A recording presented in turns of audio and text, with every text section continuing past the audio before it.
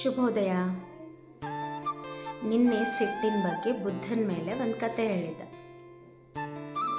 ಏನ ಕಥೆ ಅಂದ್ರೆ,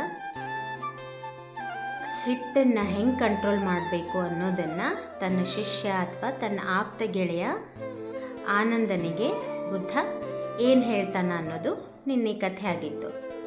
ಅದೇ ಕಥೆಯೊಳಗೆ ಬುದ್ಧ ತನ್ನ ಶಿಷ್ಯ ಆನಂದನಿಗೆ ಇನ್ನೊಂದು ಮಾತು ಹೇಳ್ತಾನೆ. ಅಂದರೆ ಬುದ್ಧ ತಪಸ್ಸು ಮಾಡಬೇಕಾದ್ರೆ ಯಾರೋ ಅವನಿಗೆ ಬಂದು ಬಾಯಿಗೆ ಸಿಕ್ಕಂಗೆ ಬೈದು ಹೋಗ್ತಾರೆ. ಆ ಬೈದದ್ದನ್ನು ಸಿಟ್ಟು ಮಾಡಿಕೊಳ್ಳದೆ ಬುದ್ಧ ಹೆಂಗೆ ತಾಳ್ಮೆಯಿಂದ ಕೇಳಿಸ್ಕೊಂಡು ಆ ಸಿಟ್ಟನ್ನು ಕಂಟ್ರೋಲ್ ಮಾಡ್ಕೋತಾನ ಅನ್ನೋದನ್ನು ಆನಂದನಿಗೆ ಹೇಳ್ತಾನೆ.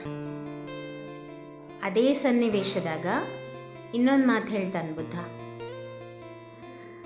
ನಮಗೆ ಯಾರಾದರೂ ಪ್ರಶಸ್ತಿ, ಉಡುಗೊರೆ ಇದು ಯಾವುದಾದ್ರೂ ಕೊಟ್ಟರೆ ನಾವು ನಮ್ಮ ಕೈಯಾರ ಅದನ್ನು ಸ್ವೀಕರಿಸಿದೆ ಮಾತ್ರ ಅದು ನಮ್ದಾಗ್ತದ.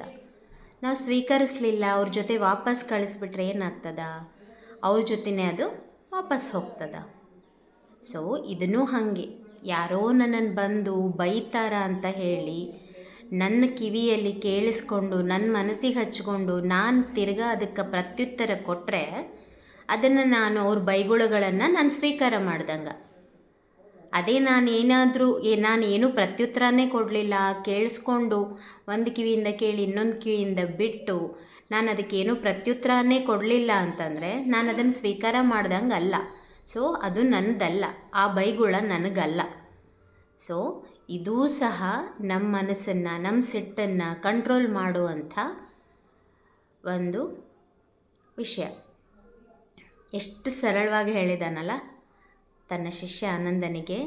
ಸಿಟ್ಟನ್ನು ಹೆಂಗೆ ಕಂಟ್ರೋಲ್ ಮಾಡ್ಕೋಬೇಕು ಅನ್ನೋದ್ರ ಬಗ್ಗೆ ಈ ಎರಡು, ನಿನ್ನೆ ಹೇಳಿದಂಥ ಒಂದು ವಿಷಯ, ಇವತ್ತು ಹೇಳಿದಂಥ ಒಂದು ವಿಷಯ, ಅದನ್ನು ಕೇಳಿದರೆ ಸ್ವಲ್ಪ ದಿನದ ಮಟ್ಟಿಗಾದರೂ ನಮಗೂ ಏನಾದರೂ ಚೇಂಜಸ್ ಆಗ್ಬೋದು ಅಂತ ನನಗನ್ಸಿತ್ತು.